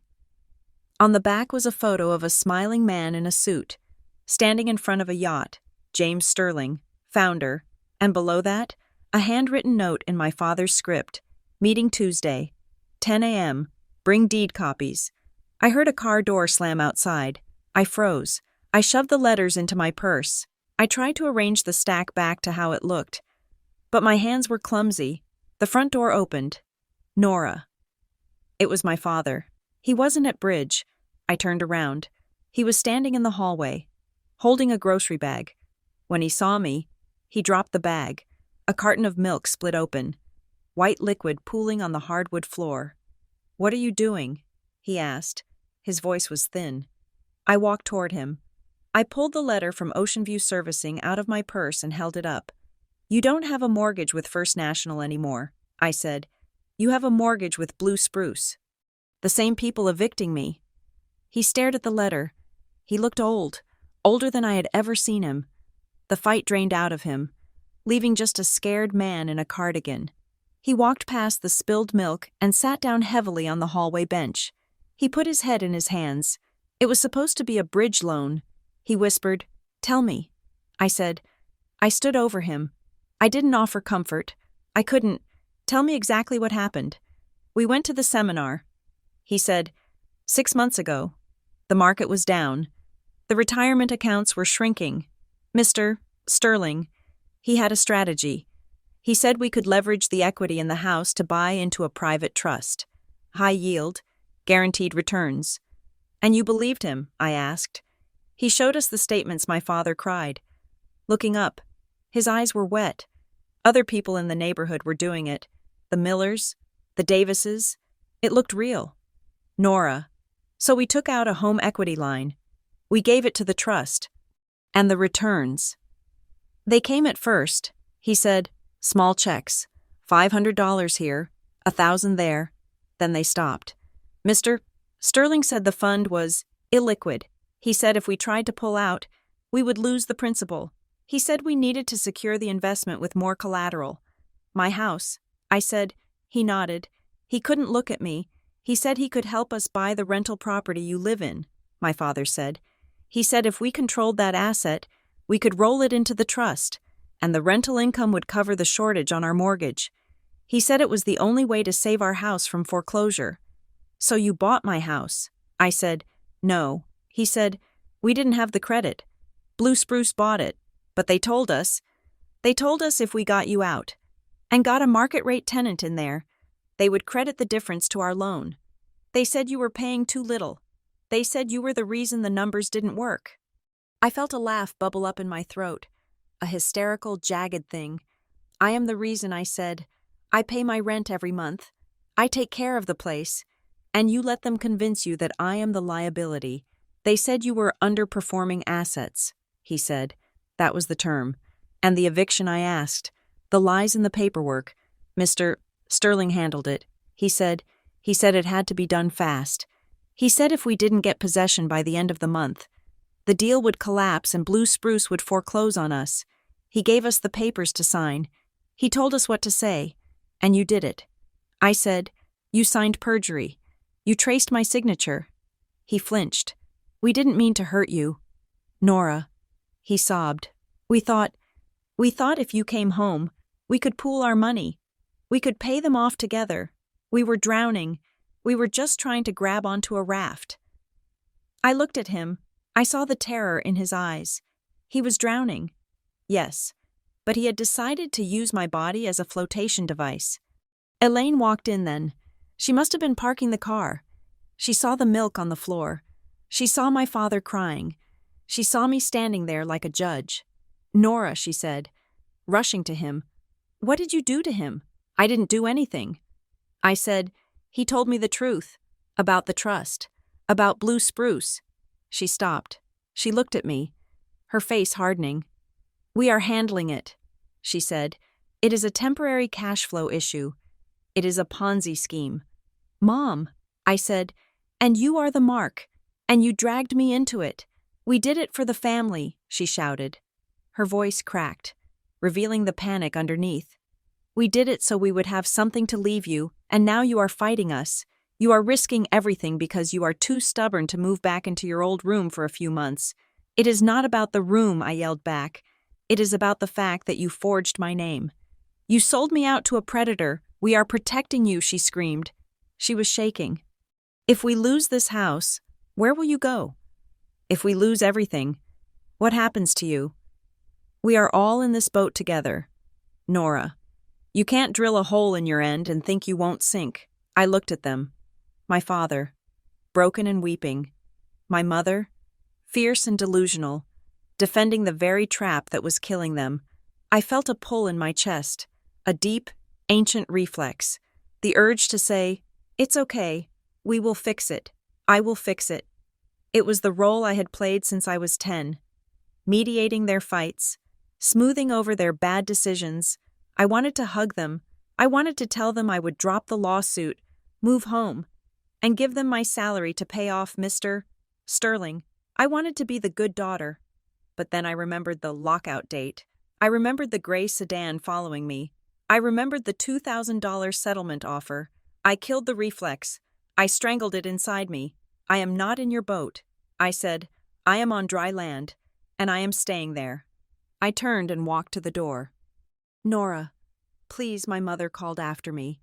"Don't leave us." I walked out. I didn't slam the door. I closed it gently, with a click that sounded like the end of the world. I drove straight to Maya's office. I didn't cry until I was halfway there, and then I cried for 2 blocks, wiped my face, and kept driving. Maya was waiting for me. She looked excited. I found the link. She said as I walked in. I sat down. I felt hollowed out. "Tell me." I said, "I ran a cross-reference on the registered agent address for Blue Spruce Ventures and Apex Financial." She said, "They share an office in Delaware. That is standard for shell companies." But then I looked at the notary logs. She pulled up a document on her screen. "The notary who witnessed the deed transfer for your house. A woman named Sarah Jenkins. And the notary who witnessed the mortgage modification for your parents' house. Also Sarah Jenkins. And the notary who signed the affidavit of service for the eviction, Sarah Jenkins." "She is the bridge." I said. "She is the employee." Maya said, "They have a notary in-house. This isn't a series of independent transactions. It is an assembly line. They find vulnerable homeowners like your parents, get them into a predatory loan, force them to acquire more distressed assets, and then churn the properties through foreclosure and eviction to strip the equity." "And Mr. Sterling?" I asked. "I found him too." She said, "James Sterling isn't a housing advocate. He is a disbarred real estate attorney from Florida. He changed his name. His real name is James Strauss. He has a history of equity skimming schemes." She looked at me. "Nora, your parents are victims. They are being defrauded." "I know." I said. My voice was dull. "Martin confessed. They are in deep. This helps us." Maya said, "If we can prove coercion." "It doesn't help me." I said, "The judge won't care if my parents were tricked. The judge cares about the deed. Blue Spruce owns the house. My parents are the agents. The paperwork says I have to go. We can argue unconscionability," Maya said. "We can argue fraud in the inducement. We can argue," I said. "But can we win by Thursday?" Maya hesitated. "I don't know," she said. That was the honest answer. And it wasn't enough. I left her office at 6. My phone buzzed. It was my boss. "David, Nora, I need to talk to you about the schedule." I called him back. "David, Nora," he said. He sounded uncomfortable. "Look, with the missed shifts this week, and the distraction, HR is asking questions. I am dealing with a legal emergency. David, I told you. I know," he said. "But we have a business to run. We have to move you to part-time status until this is resolved. We are cutting your hours to 20 a week, effective immediately." "Part-time," I said. I felt the blood drain from my face. "David, I need the money. I have legal fees. I have to pay for a mover if I lose." "I am sorry," he said. "It is out of my hands. Get your situation sorted. Nora. Then we can talk about full-time." He hung up. I sat in my car in the parking lot. The financial panic hit me like a physical wave. Half my income, gone, just like that. The pressure was precise. It was coordinated. It felt like someone was tightening a vice around my ribs. My phone rang again. I looked at the screen. Unknown caller. I almost didn't answer, but a dark curiosity took over. "Hello, Nora Turner." The voice was calm, male, smooth. It wasn't my father. It wasn't Greg Salinger. "Who is this?" I asked. "You are making a mistake," the voice said. It was conversational, almost friendly. "Housing court is a machine. Nora, you can't break the machine. You can only get caught in the gears." "Is this sterling?" I asked. "Take the $2,000, the voice said. "It is a gift. If you go into that courtroom on Thursday, you will walk out with an eviction on your record that will stick to you for 7 years. No one will rent to you. No one will lend to you. You will be toxic." I didn't speak. "Your parents are trying to save you from that," the voice said. "Be a good daughter. Take the money. Leave the key. Disappear." I hung up. My hands were shaking, but not from fear, from clarity. He hadn't threatened to hurt me. He hadn't screamed. He had threatened my future. He had threatened my identity. Be a good daughter. That was the trigger. That was the phrase they used to control me. I wasn't going to be a good daughter. I was going to be a nightmare. I started the car. I didn't go home. I drove to a coffee shop on the other side of town, the Roasted Bean. Not the bean leaf where the fake process server claimed to have met me. I opened my laptop. I searched for a name I had seen in the local paper a few times. A reporter who covered scams, consumer fraud, and the dirty underbelly of Briar Glen. Alina Voss. I found her email. Subject: The Eviction Mill in Briar Glen. Ms. Voss. My name is Nora Turner. I am being evicted by my own parents. But they are not the ones pulling the strings. I have evidence of a predatory lending ring called Blue Spruce Ventures that is stripping equity from seniors and using family members to launder the deeds. They have forged court documents, falsified service records, and stolen my identity. I have the emails, I have the voicemails, I have the credit report. I am going to court on Thursday. I want you to be there. I hit send. I bought a black coffee and waited. 10 minutes, 20. My phone pinged. From Alina Voss. I am listening. But I hear family dispute stories every day. If this is just a messy divorce or a greedy kid, I am not interested. I need a smoking gun. Do you have hard proof that connects the lender to the eviction? I looked at the screen. I had the registered agent link. I had the notary logs Maya found. I had the settlement offer with the 72-hour deadline. I typed back. I have the notary logs showing the same person witnessed the mortgage fraud and the eviction affidavit. It is an assembly line. Meet me at the courthouse records room tomorrow at 8 a.m. I will show you the file. She replied instantly. See you at 8. I closed the laptop. The vice was still tight around my ribs. I had lost half my income. My parents were broken. I was facing a judge who viewed me as a statistic, but I had lit a fuse, and if I was going to lose my home, I was going to make sure the explosion illuminated every rat in the cellar. Wednesday was a day of paper. It was a day where my life was reduced to stacks of pulp and ink, spread out across a laminate table in the back of the legal aid clinic. Maya Klein and I were building a fortress out of documents. We had the lease, signed 3 years ago, its edges soft from being folded in my filing cabinet. We had the rent receipts, a column of numbers proving I was reliable, consistent, and solvent. We had the bank records showing the rent payment that bounced, not because I lacked funds, but because the account had been closed to trap me. And we had the deed transfer, the dry legal instrument that showed Arthur Henderson selling his property to Blue Spruce Ventures, LLC, for a cash sum that ended in 3 zeros. But the centerpiece of our fortress was the handwriting analysis. Maya had blown up the signature from the tenant authorization form, the document where I supposedly gave my parents permission to evict me, and placed it next to the signature from the hospital intake form 7 years ago. It is not just a forgery, Maya said, tapping the paper with a red pen. It is a tracing. Look at the tremor on the capital T. Look at the way the loop of the R closes. No human hand makes the same microscopic error twice, 7 years apart. This is a photocopy of your trauma being used to end your tenancy.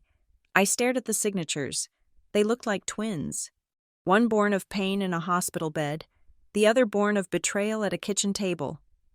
I felt a vibration in my pocket. It was Alina Voss. I am at the records room. The text read, "You were right. Come down here." I left Maya organizing the exhibits and ran the 3 blocks to the courthouse. The records room was in the basement, a windowless bunker that smelled of dust and old toner. Alina was sitting at a viewing terminal, her face illuminated by the blue glow of the screen. She didn't say hello. She just pointed at the monitor. "Look at this," she said. I leaned in. It was a list of eviction filings from the last 6 months in Briar Glen. I searched for the phrase, "authorized agent," Alina said. "It is a specific legal term. Usually, a landlord hires a property manager as their agent. But look at these petitioners." She scrolled down. Case 4021 Petitioner Robert Davis. Authorized agent for Family Trust. Case 4088. Petitioner Susan Miller. Authorized agent for Senior Living Preservation. Case 4105 Petitioner Elaine Turner. Authorized agent for Nora Turner. There were dozens of them. "I know the Millers," I said, a cold realization washing over me. "They live 2 streets over from my parents. And look at the structure," Alina said. "In every single case, the tenant being evicted is a relative, a son, a niece, a daughter, and in every single case, the property was recently transferred to a holding company linked to Blue Spruce or one of its subsidiaries. It is a template."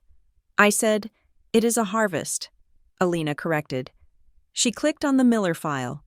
"Mrs. Miller evicted her nephew 2 months ago. She claimed he was damaging the property. The affidavit is word for word identical to yours. Unauthorized occupant. Refusal to vacate. And look who notarized it. Sarah Jenkins." I said, "Sarah Jenkins." Alina confirmed. She spun her chair around to face me. Her eyes were hard and bright. "This isn't just about your parents, Nora," she said. "This is a system. They target older homeowners who are asset-rich but cash-poor. They sell them a financial recovery product that involves leveraging their homes. Then, they convince them that the only way to save the investment is to consolidate assets. They get the parents to help them acquire the properties of their children or relatives, promising it will fix the debt. And the eviction, I asked. The eviction is the cleaning phase, Alina said. They need the units empty to flip them or refinance them at a higher commercial rate. But they don't want to do the dirty work. So they trick the parents into filing the papers. It shields the company from liability. If the judge gets mad, he gets mad at the mom and dad, not at Blue Spruce Ventures. They are using my parents as a human shield. I said. Alina nodded. I found something else. She said. She handed me a printout. It was a zoomed-in image of the bottom corner of my eviction petition. There, in tiny font, barely visible, was a line of text, Referral Source Legacy Guardian Seminars. I froze. I saw a brochure in my father's kitchen. I said, the Wealth Sovereignty Seminar, the guy on the back. James Sterling. Legacy Guardian is the parent company of Wealth Sovereignty. Alina said, it is a coaching network. They hold seminars in church basements and community centers. They promise to stop foreclosure. They promise to help seniors leave a legacy. But the fine print says that by signing up for the coaching, you give them power of attorney to negotiate with lenders, and the lenders are them. I said, it is a snake eating its own tail, Alina said. And your parents are inside the stomach. I took the printout. I have to go. I said, where Alina asked, to give my parents one last chance. I said, I drove to my parents' house with the windows down, letting the cold air sting my face. I needed to be sharp. I needed to be cruel, if that is what it took to break the spell. When I walked in, the house was quiet, too quiet. The television was off. My mother was sitting on the sofa, staring at a blank wall. My father was at the dining table, shuffling papers that looked like bills. They looked up when I entered. They looked exhausted. They looked like people who had been holding their breath for months. "Nora," my mother said. Her voice was small. Did you change your mind about the settlement?" I walked over to the coffee table and dropped the printout from Alina onto the glass surface. It made a sharp slap sound. "Legacy Guardian Seminars," I said. My father flinched. He stopped shuffling the papers. "I know about the Miller family." I said, "I know about the Davises. I know that you are not the only ones doing this. You are part of a herd." My father stood up. He tried to look dignified, but his cardigan hung loosely on his frame. "Mr. Sterling is a professional," he said. "He has a system. His system is theft." "Dad," I said. I looked at my mother. "Mom, you told me you signed the eviction papers because Mr. Sterling said it was a formality. You said you thought it was to pause the bank." Elaine looked at me, her eyes filling with tears. "He said it was a protective filing." She whispered, "He said if we filed it, it would freeze the status of the property so the bank couldn't take it. He said it would keep you safe." "Nora, he said if we didn't do it, the sheriff would come and throw you out on the street with no warning. So you decided to be the sheriff." I said, "We wanted to control the timeline," she cried. "We wanted to make sure you came here, to us, instead of being locked out by strangers. We thought we were managing it. You signed an affidavit calling me a squatter." I said, "You signed a paper saying I was destroying the property. Did you read it?" She looked away. She picked at a loose thread on the sofa cushion. "It was so much legal language," she said. "He just pointed to where I should sign. He said the court needed specific words to process the file. I didn't know what unjustified detainer meant. I just wanted the calls to stop." "What calls?" I asked. "The collection calls," she said. "They call 10 times a day. Nora, Ocean View Servicing. They threatened to take this house. They threatened to take the car. Mr. Sterling said the calls would stop if we followed the plan." I looked at Martin. He wasn't crying. He was getting red in the face. The shame was metabolizing into anger, just like it always did. "You think you are so smart," he said. His voice was shaking. "You come in here with your printouts and your accusations. You don't know what it is like. Nora, you don't know the pressure." "I know exactly what the pressure is like." I said, "I am being evicted. By you. We are doing this for the family," he shouted. He slammed his hand on the table. "Why can't you see that we are trying to save the assets? If we lose the houses, we have nothing to leave you, nothing to live on, and you are fighting us over a rental unit." "It is my home," I said. "It is an asset," he yelled. "It is leverage, and you are being selfish." The word hung in the air. Selfish. It was the weapon he had used my whole life. When I wanted to go to art camp instead of summer school, selfish. When I moved out at 22 instead of staying to pay rent to them, selfish. When I didn't come home for Christmas because I had the flu, selfish. He was flipping the script. He was making me the villain because I wouldn't lay down on the altar of his financial mistake. My stomach dropped. It was a familiar, sickening sensation. The feeling of being a bad daughter. The feeling that I owed them my happiness as interest on the loan of my existence. But this time, I looked at him, and I didn't feel the urge to apologize. I felt a cold, hard clarity. "I am not being selfish," I said. "I am being a victim of fraud, and you are the accomplice." I walked closer to him. I saw the fear behind his anger. "I will help you." "Dad," I said, "I will help you find a bankruptcy attorney. I will help you report James Sterling to the FBI. I will help you find a credit counselor who isn't trying to steal your deed." I looked at my mother. "But I will not lose my home for you." I said, "I will not let you destroy my credit and my reputation to fix a mistake you made because you were greedy and gullible." "Nora." My mother gasped. "It is the truth," I said. "You wanted a quick fix. You wanted to be rich. And you got played. I am not going to pay for it." I turned to leave. "If you go to court tomorrow," my father said, his voice low and venomous, "you are destroying this family. The family is already destroyed." "Dad," I said, "you sold it to Blue Spruce Ventures for $25,000. I walked out. This time, I didn't look back. I didn't cry. I felt light, untethered, and terrified. I had just severed the anchor. I went back to the legal aid clinic. Maya was waiting with a grim expression. I found something else, she said. She pulled up the court docket on her screen. I was looking at why the clerk accepted the filing. She said, usually, an affidavit with a trace signature gets flagged. Usually, a vacancy affidavit for an occupied unit gets flagged. But look at the timestamp on the filing acceptance. I looked, 11:59 p.m. They filed it electronically through the batch system. Maya said, bulk filers like the big property management firms get to bypass the manual review queue if they file more than 50 cases at once. It is an automated acceptance. The clerk never even looked at it, so they buried my eviction in a haystack. I said, exactly, Maya said. They filed 50 cases that night. Probably all the Millers and Davises, too. The system is overloaded. Nora, they know the clerks are understaffed. They know the judges are overwhelmed. They are hacking the bureaucracy. Can we prove it? I asked. We can show the pattern, Maya said. But the judge might say that is an issue for the district attorney, not housing court. Housing court is about possession. The judge might look at the deed, look at the notice, and say, sorry, the paperwork is technically correct. Take it up with a fraud investigator later, and later means after I'm locked out. I said. Maya nodded. Yes, she said, that is the risk.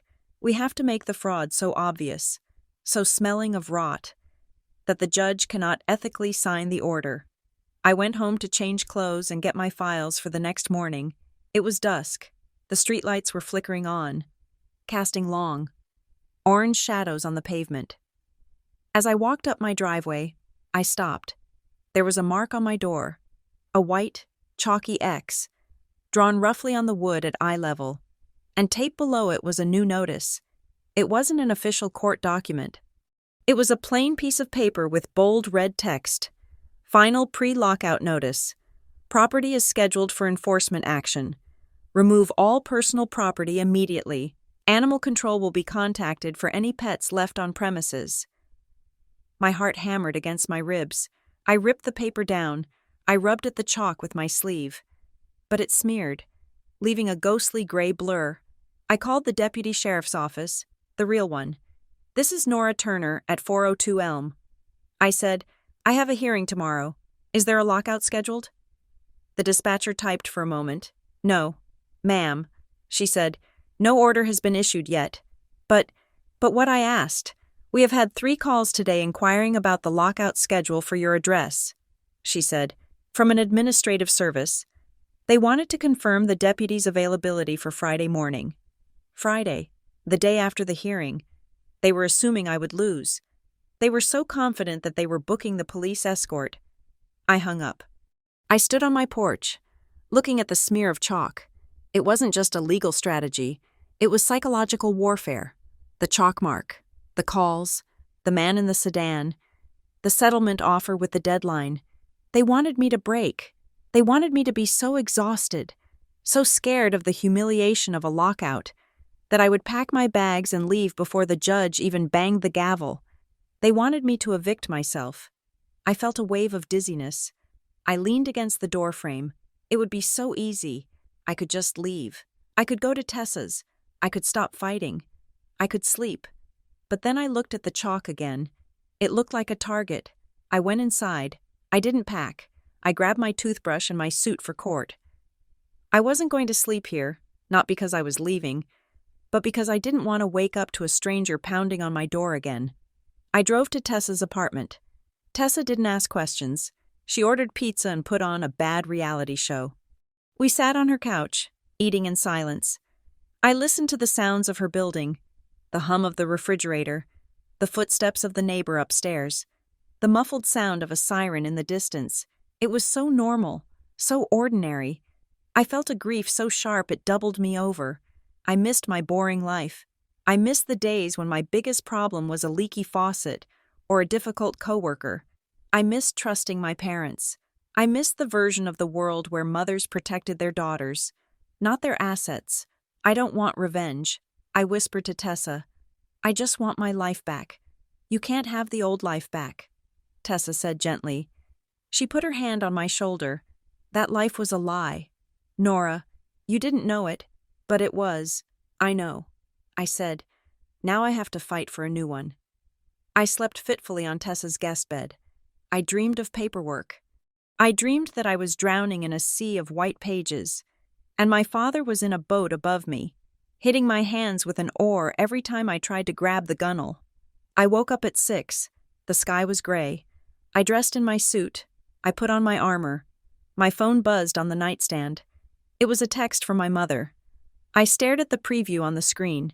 Please don't embarrass us in court. I read it again. Not I love you. Not I'm sorry. Not, are you okay? Please don't embarrass us. She wasn't worried about losing her home. She wasn't worried about committing fraud. She was worried about the neighbors finding out. She was worried about the shame of a public dispute. It was the final clarity I needed. My mother's love was conditional. It was conditional on my compliance. It was conditional on my silence. I didn't reply. I deleted the thread. I picked up my bag, heavy with the evidence of their betrayal. I walked out of Tessa's apartment and into the morning. The air was cold and smelled of rain. I got into my car and drove toward the courthouse. I was done being a daughter. Today, I was a defendant, and I was going to be the best damn defendant this city had ever seen. The hallway outside courtroom 4B smelled of wet wool, floor wax, and desperation. It was a smell I would never forget, a scent that stuck to the back of my throat like cheap coffee. People were lined up against the beige walls, clutching folders that contained the fragments of their lives. I saw a mother trying to hush a crying baby. I saw an old man staring at his shoes, his hands shaking as he held a cane. I saw teenagers looking bored and terrified at the same time. We were all just numbers on a docket. We were problems to be solved, clogs in the housing pipe that needed to be flushed. Maya Klein stood next to me, checking her watch. She looked fierce. She was wearing a blazer that had seen better days, but her eyes were sharp, scanning the crowd. "It is a cattle call today," she said, her voice low. "Judge Holloway is on the bench. He likes to move fast. He does not like stories. He likes receipts." "I have receipts," I said. I patted the heavy tote bag on my shoulder. "I have everything." We walked into the courtroom. It was smaller than I expected, with fluorescent lights that buzzed like trapped flies. The benches were packed. The air was hot and airless. We squeezed into a spot in the second row. Up at the front, the judge sat on a raised dais. He was a bald man with glasses perched on the end of his nose and a face that looked like it had been carved out of gray stone. He was flipping through files with a rhythmic, impatient motion. "Next case," he barked. "Number 42, Jackson versus Properties, Inc." I watched as a woman stood up and tried to explain about a broken heater. The judge cut her off. "Did you pay the rent?" he asked. "I withheld it because of the cold." She stammered. "Did you put the money in escrow?" he asked. "No. I used it to buy space heaters," she said. "Judgment for the plaintiff," the judge said, banging a gavel that sounded like a gunshot. 7 days to vacate. Next. It took 30 seconds. The woman stood there, stunned. Her life dismantled in half a minute. I felt a cold sweat break out on my spine. This was the machine. It didn't care about truth. It cared about procedure. Then the bailiff called out, "Number 45, Turner versus Turner." I stood up. My legs felt like they were made of wood. Maya stood with me. We walked to the table on the left. From the back of the room, my parents emerged. My mother was wearing her Sunday church suit, a pastel blue that looked absurdly cheerful in the grim room. She was clutching a tissue. My father walked behind her, looking at the floor, and then a man I had never seen before stood up from the front row and joined them. He was tall, wearing a charcoal suit that cost more than my car. He had a thick leather briefcase and a smile that didn't reach his eyes. He walked with the confidence of a man who owned the building. "Your Honor," the man said, his voice smooth and projecting to the back of the room. "Andrew Thorne, representing the petitioners and the property management agent." The judge looked over his glasses. "Cousin Uncle," the judge asked. "Retained counsel." Thorne said, The judge raised an eyebrow. Parents evicting a daughter. And they hired a firm. Usually these are pro se matters. The complexity of the asset structure required professional oversight. Thorne said, "We are moving for immediate possession based on the expiration of the license to occupy. Ms. Turner has been holding over for 3 weeks." He turned to look at me. It wasn't a look of hatred. It was a look of dismissal. To him, I was just a squatter. I was a stain on the ledger that needed to be bleached out. Maya stepped forward. Maya Klein for the respondent. "Nora Turner," she said. Her voice was not smooth. It was steel. "Your Honor, we move to dismiss the petition with prejudice on the grounds of fraudulent service, lack of standing, and fraud upon the court." The judge stopped flipping pages. He looked up. "Fraud is a big word. Counselor," he said. "We have a big file," Maya said. She slammed our binder onto the table. It made a thud that echoed in the sudden silence of the room. Thorne sighed, a theatrical sound of patience being tested. "Your Honor, this is a simple family dispute," he said. "The daughter refuses to leave. The parents want their property back. All this other noise is just a delay tactic."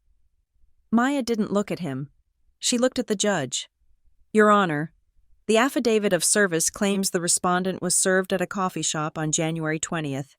She said, "We have submitted time cards and sworn testimony that Miss Turner was at her workplace at that time. We also have a discrepancy in the signature of the process server, which appears to match the signature of the notary used on the deed transfer." The judge picked up the file. He looked at the service paper, and standing the judge asked, "The petitioners, Martin and Elaine Turner, claim to be the landlords," Maya said, "but the deed was transferred last month to Blue Spruce Ventures, LLC. The petitioners have no lease with the new owner. They are acting as authorized agents based on a document that does not exist in the file." Thorne stepped in. Smooth as oil. "The petitioners are the beneficial owners through a trust arrangement," he said. "Blue Spruce is simply the custodian. The parents have full authority to manage the occupancy." Maya pulled out the transparency. "And the authority they used to file this case," she asked. She held up the signature comparison. "This is a tracing. Your Honor." The signature on the tenant authorization form is a digital copy of a signature from a medical release form signed 7 years ago. She handed the sheet to the bailiff, who walked it up to the bench. The judge took the paper. He looked at the 2 signatures. He adjusted his glasses. He looked closer. Then he looked at my parents, Mr. and Mrs. Turner. The judge said, "Take the stand." My mother looked terrified. She looked at Thorne. He gave her a sharp nod. She walked up to the witness box. She sat down, her hands twisting the tissue into a rope. "Mrs. Turner," the judge said, "did you sign the petition to evict your daughter?" "Yes," she whispered. "Speak up," the judge said. "Yes," she said. "And did you witness your daughter sign the authorization form terminating her tenancy?" My mother froze. She looked at me. I was sitting 10 feet away. I didn't look angry anymore.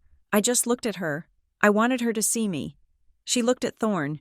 He was staring at her, his eyes cold. "Mrs. Turner," the judge said, "I am asking you a question. Did you see Nora sign that paper?" Elaine burst into tears. It wasn't a polite cry. It was a jagged, ugly sound. "I didn't think it was for this," she sobbed. "Mr. Sterling said it was protection paperwork. He said it was just for the file." "Who is Mr. Sterling?" the judge asked. "The coach," she said. "From the seminar," he said. "He said if we didn't file the papers, the bank would take everything. He said we had to consolidate the risk. I didn't know it meant the sheriff would come today. I thought it was just legal magic to pause the debt." Thorne stepped forward. "Your Honor, the witness is distressed," he said. "This is a highly emotional family matter." "Sit down, Mr. Thorne," the judge snapped. He didn't look at the lawyer. He looked at my mother. "Mrs. Turner, are you telling me you did not understand you were initiating an eviction? I thought we were saving the house." She wept. "I thought we were all going to be safe." The judge looked at my father. "Mr. Turner, stand up." My father stood. He was gripping the back of the chair in front of him so hard his knuckles were white. Did you trace your daughter's signature? The judge asked. Martin cleared his throat. I utilized a document we had on file, he said. His voice was stiff, defensive. As her power of attorney, I have the right to execute documents on her behalf, not to sue her, the judge said, and not to terminate her rights without her knowledge. That is not how power of attorney works. My father's face turned red. We didn't have a choice, he shouted. The room went dead silent. You don't understand the pressure. They call us every hour. They said if we didn't deliver the unit vacant. The deal was off. They said they would foreclose on our home. We were trying to protect the family assets.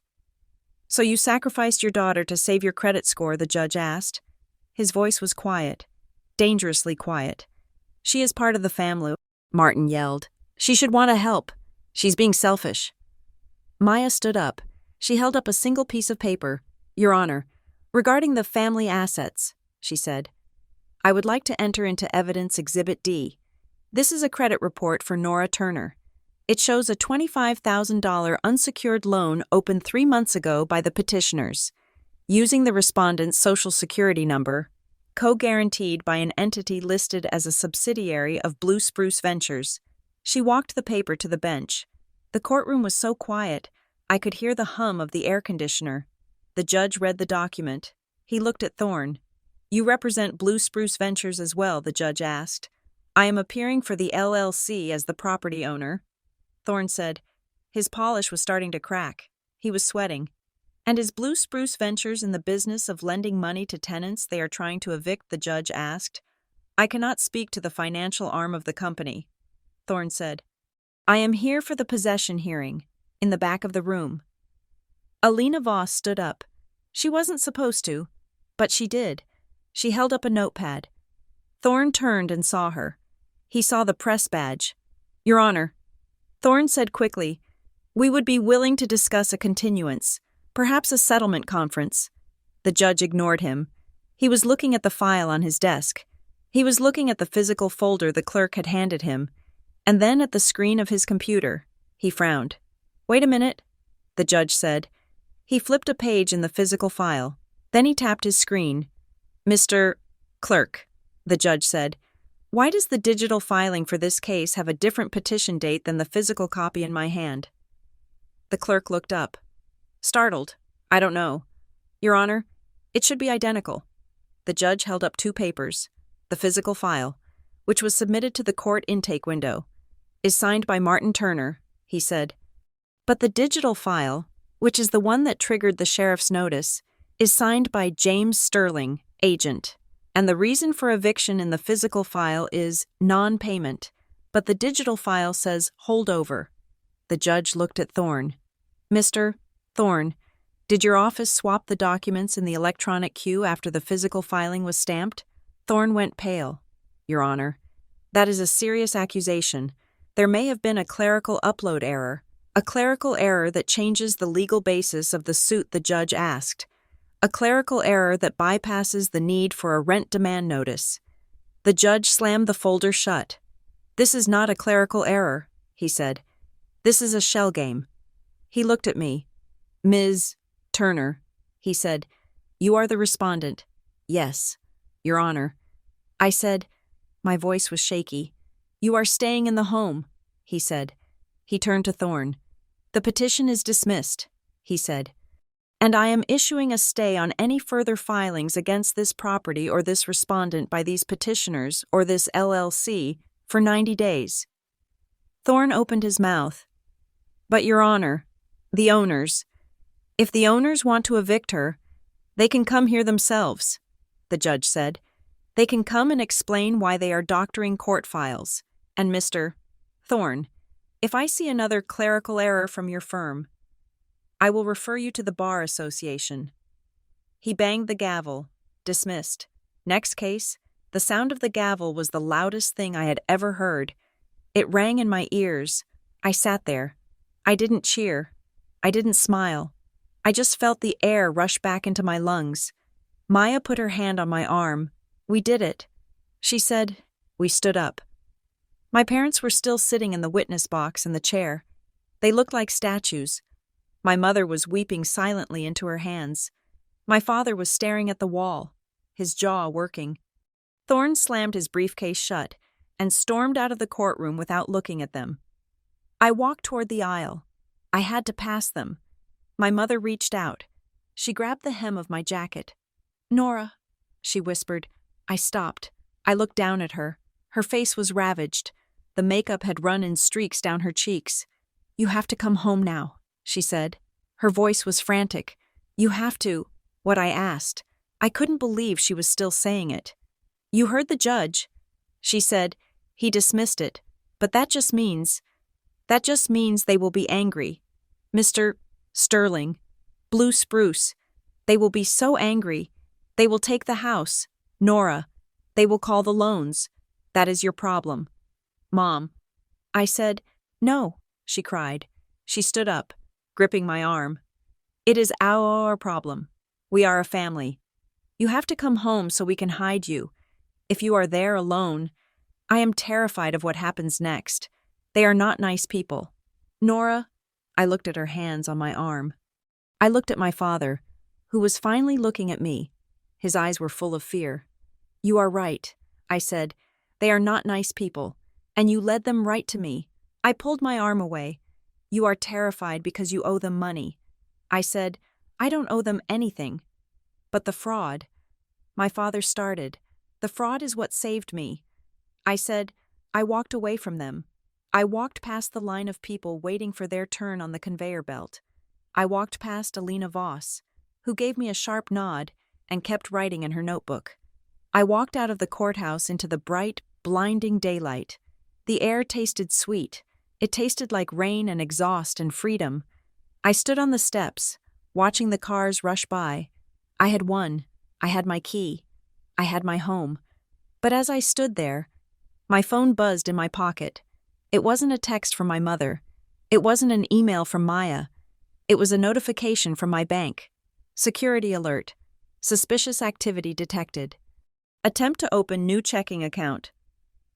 Denied. Applicant name, Nora Turner. Location online, /VPN. I stared at the screen. Someone was still trying. The judge had stopped the eviction, but he hadn't stopped the machine. Mr. Sterling, Blue Spruce, the unseen investors, they were still out there. They still had my social security number. They still had my parents' fear. I realized then that the war wasn't over. I had just won the first battle. My parents were trapped in the web they had spun. They were going to lose their house. They were going to lose their savings. And they would probably blame me for it until the day they died. I couldn't save them. I couldn't untangle the knot they had pulled tight around their own throats. I put the phone back in my pocket. I gripped the handle of my bag. I wasn't safe. Not really, but I was awake. And for the first time in my life, I knew exactly who the enemy was. I walked down the steps, heading toward my car. I was going to go home. I was going to change the locks, and then I was going to call Alina Voss and give her the rest of the file, because if they wanted a fight, I was finally ready to give them one. Thank you for listening to this story. We walked with Nora through the betrayal of her family and the cold machinery of the system. And while she won the battle for her home, we know the scars of this kind of deception run deep. I would love to hear from you. Tell me in the comments where you are listening from, whether you're in a bustling city or a quiet town, and share your thoughts. Have you ever seen trust weaponized like this? What would you have done in Nora's place? Please consider subscribing to Revenge Stories for more tales of justice, resilience, and the long road to truth. Until next time, stay safe and keep your eyes open.